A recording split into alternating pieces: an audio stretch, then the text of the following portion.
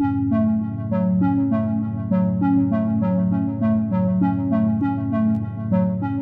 Hole di Dahab, Mesir adalah sebuah keajaiban alam bawah air yang terletak di pesisir Laut Merah, yang menawarkan perpaduan kontras antara keindahan visual yang luar biasa dan tantangan ekstrim yang mampu memacu adrenalin para penyelam profesional dari seluruh penjuru dunia.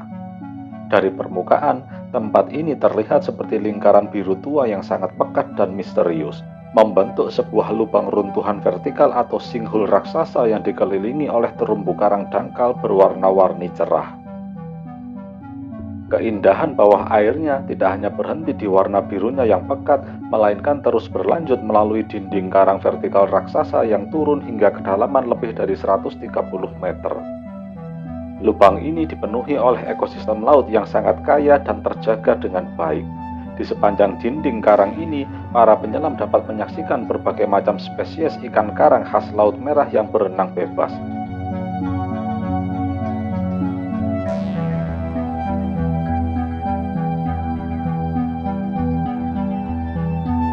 Namun, di balik pesona estetikanya yang luar biasa, daya tarik utama yang paling memikat dan sekaligus paling ditakuti di Blue Hole adalah sebuah struktur geologi bawah air ikonik yang dikenal dengan nama The Arch.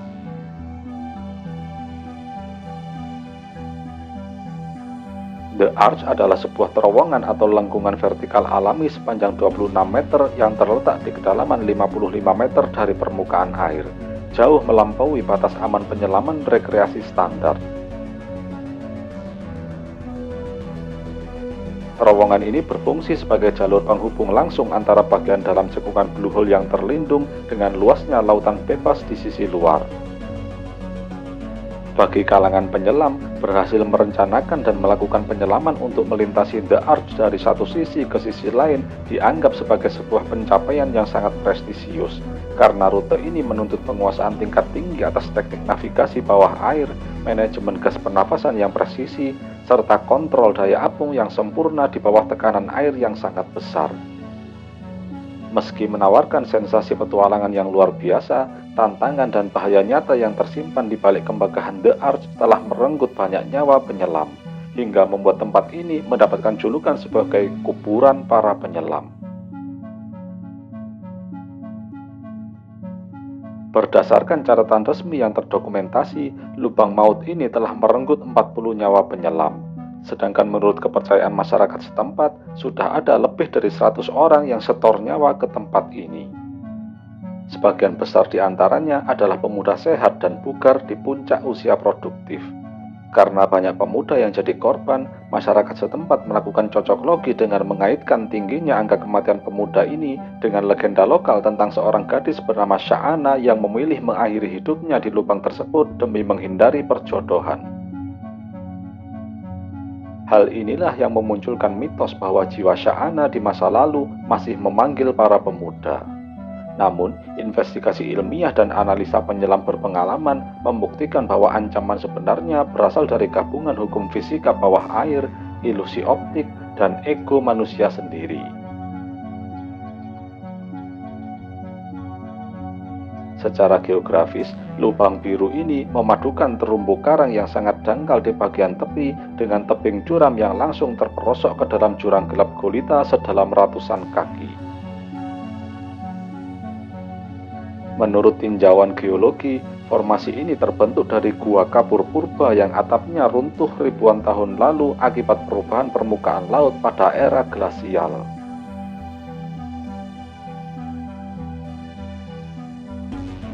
Ketika penyelam pemula melangkah dari daratan dangkal, mereka sering meremehkan perubahan kedalaman yang drastis. Situasi ini kadang menciptakan rasa aman palsu yang membuat penyelam terkejut dan panik. Penyelam seolah tersedot ke bawah dengan sangat pelan, namun sebenarnya tenaga yang menariknya sangatlah kuat. Menurut para ahli penyelaman bawah laut di Mesir, faktor paling berbahaya di tempat ini bukanlah faktor mistis atau roh halus, melainkan faktor testosteron, yakni dorongan ego kaum muda yang merasa tak terkalahkan dan ingin membuktikan keberaniannya. Ketika penyelam nekat turun tanpa latihan dan skill khusus, mereka harus menghadapi ancaman mematikan dari perubahan gas di bawah tekanan tinggi. Tekanan air yang ekstrim melipat gandakan kepadatan udara yang dihirup. Hal inilah yang memicu fenomena narkosis nitrogen, yakni kondisi di mana seorang penyelam merasa seperti mabuk alkohol, mengaburkan kesadaran, serta merusak kemampuan berpikir jernih. Atau dalam bahasa sehari-hari, penyelam jadi goblok mendadak dalam waktu yang sangat singkat. Selain itu, konsumsi udara meningkat drastis hingga 6 kali lipat lebih cepat dibanding di permukaan. Sementara penumpukan karbon dioksida dan keracunan oksigen dapat memicu kejang-kejang serta kepanikan. Ilusi visual juga turut memperparah situasi. Kejernihan air dan pantulan cahaya dari ujung terowongan membuat jarak terlihat sangat dekat, padahal jarak sebenarnya 3 kali lipat lebih jauh. Penyelam yang panik seringkali salah mengira cahaya tersebut sebagai jalan menuju permukaan, sehingga mereka justru berenang semakin dalam ke arah dasar jurang hingga kehabisan nafas.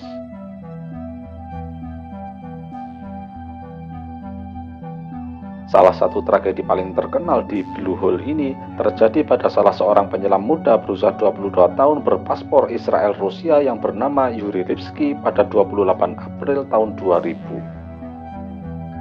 Yuri datang dengan ambisi besar untuk merekam terowongan bawah air tersebut tanpa persiapan teknis yang memadai. Peralatan wajib untuk menyelam di area ekstrim seperti The Arch yang tidak dibawa Yuri adalah tabung gas pernapasan cadangan. Selain membawa tabung oksigen biasa bercampur nitrogen, penyelam juga harus membawa satu tabung lain yang berisi campuran gas khusus seperti trimix. Trimix adalah tabung penyelaman yang berisi campuran 3 jenis gas utama, yakni oksigen, nitrogen, dan helium yang dirancang khusus untuk kebutuhan penyelaman teknis di kedalaman ekstrim. Syarat ini wajib dipenuhi karena batas aman penyelaman rekreasi standar maksimal hanya 40 meter, sehingga kedalaman di bawahnya menuntut manajemen gas yang ketat untuk menghadapi masa dekompresi. Saat itu, Yuri sempat ditolak oleh instruktur lokal bernama Tarik Omar karena Yuri menolak mengikuti pelatihan selama 2 minggu. Tarik Omar saat itu memerintahkan Yuri untuk ikut pelatihan terlebih dahulu selama 2 minggu agar tubuhnya tidak kaget menghadapi area bawah laut se-ekstrim Blue Hole. Karena kalah dengan egonya dan tidak punya waktu banyak, Yuri memutuskan nekat menyelam sendirian. Dengan membawa satu tabung oksigen, sabuk pemberat, dan kamera di helmnya, Yuri Lipsky turun ke Blue Hole dan menyelam sendirian. Pada awal penyelaman, Yuri mulai turun ke dalam air sendirian dengan membawa satu tabung tunggal dan beban yang tidak seimbang. Tidak lama setelah berada di dalam air, dia mulai mengalami masalah berupa penurunan tubuh yang terjadi secara tidak terkontrol dan semakin cepat tenggelam ke bawah tanpa mampu dia tahan.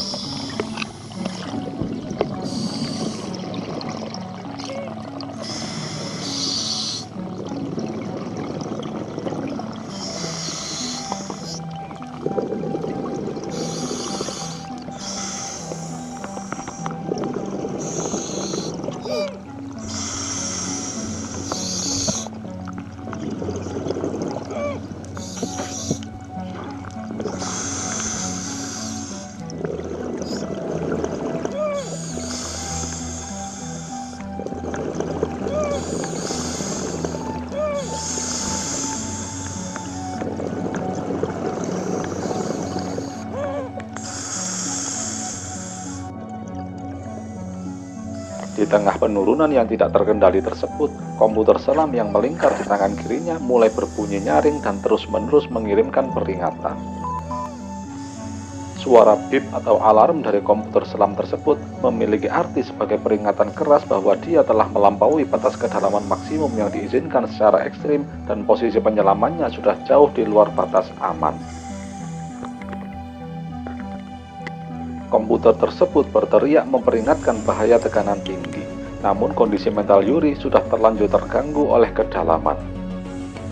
Ketika kedalamannya semakin bertambah melewati angka 40 meter hingga terus merosot turun, dia mulai mengalami nitrogen narkosis parah yang membuat otaknya mengalami disorientasi, kebingungan akut, dan kepanikan hebat. Yuri sempat membuang sabuk pemberat yang dia pakai dengan harapan menambah daya apung. Namun usaha ini tidak berhasil. Dalam rekaman video tersebut, terdengar suaranya sesak nafas berat yang diselingi suara rintihan seperti orang kesakitan. Yuri juga tampak kebingungan dan mengalami keputusasaan yang sangat nyata saat dia berjuang menghadapi tekanan air yang menghimpit tubuhnya. Dia akhirnya menghantam dasar laut di kedalaman sekitar 115 meter. Dalam kondisi sadar namun pikirannya sangat kacau akibat pengaruh gas nitrogen di bawah tekanan ekstrim, dia sempat mencoba melepas regulator dari mulutnya, mencoba meraba-raba peralatan, dan mencoba memompa udara ke jaket penyelamnya agar dia bisa naik kembali. Namun, semua upaya itu terlambat dan gagal total karena tambahan beban yang dibawanya terlalu berat serta tubuhnya sudah terperangkap efek narkosis. Gerakan tubuhnya yang tadinya panik perlahan-lahan melemah. Nafasnya berhenti hingga akhirnya dia terkulai tak bergerak sama sekali di dasar laut.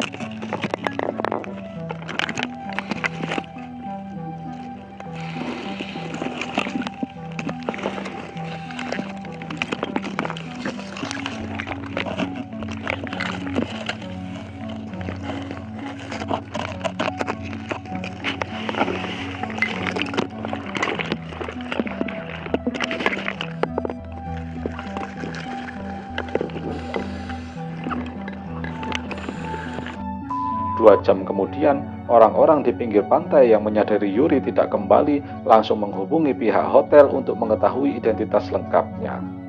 Singkat cerita, keluarga Yuri diberi kabar dan langsung datang ke lokasi keesokan harinya. Orang tua Yuri saat itu meminta Tarik Omar untuk mengevakuasi jenazah anaknya. Tarik Omar langsung menyelam untuk survei TKP dan mencari posisi jenazah, lalu naik kembali ke permukaan dan mempersiapkan peralatan apa saja yang harus dibawa. Barulah keesokan harinya, Tarik Omar dan seorang temannya turun untuk mengambil jenazah Yuri. Jenazah dibawa ke atas dengan teknik penyelaman standar menggunakan lift bag atau kantong pengangkat bawah air, serta tali pemandu yang diikatkan untuk membawa jenazah naik ke permukaan sesuai prosedur keselamatan. Selain jenazah, Tarik Omar juga berhasil menemukan sabuk bom berat dan kamera helm yang dipakai Yuri. Ajaibnya, kamera ini sebenarnya dirancang untuk penyelaman maksimal 75 meter. Namun dalam kejadian ini, kamera tetap bisa merekam dengan baik hingga kedalaman 115 meter. Bahkan, kamera ini tidak mengalami kerusakan saat dievakuasi 2 hari kemudian.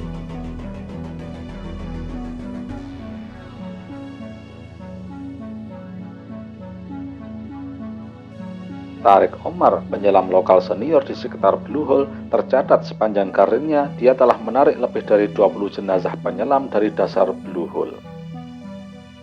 Sebagian besar korban ini merupakan penyelam berpengalaman yang mengabaikan prosedur keselamatan, meremehkan risiko kedalaman, atau mengalami disorientasi akibat terlalu percaya diri saat mencoba menaklukkan tantangan ekstrim di tempat tersebut. Salah satu insiden kematian paling terkenal selain Yuri Lipski terjadi 9 tahun silam, yakni kejadian dramatis yang menimpa Stephen Keenan, seorang freediver berpengalaman asal Irlandia sekaligus salah satu pemilik pusat pelatihan Dahab Freedivers. Stephen kehilangan nyawanya di Blue Hole pada Juli 2017 dalam sebuah peristiwa heroik ketika dia bertindak sebagai penyelam pendamping atau safety diver untuk menyelamatkan seorang atlet selam bebas dunia, Alessia Zecchini, yang saat itu tengah mencoba melakukan penyelaman melintasi The Ark. Berkat tindakan cepat dari Stephen, Alessia berhasil selamat dari maut. Namun, Stephen sendiri justru kehabisan oksigen dan kehilangan nyawanya di kedalaman air.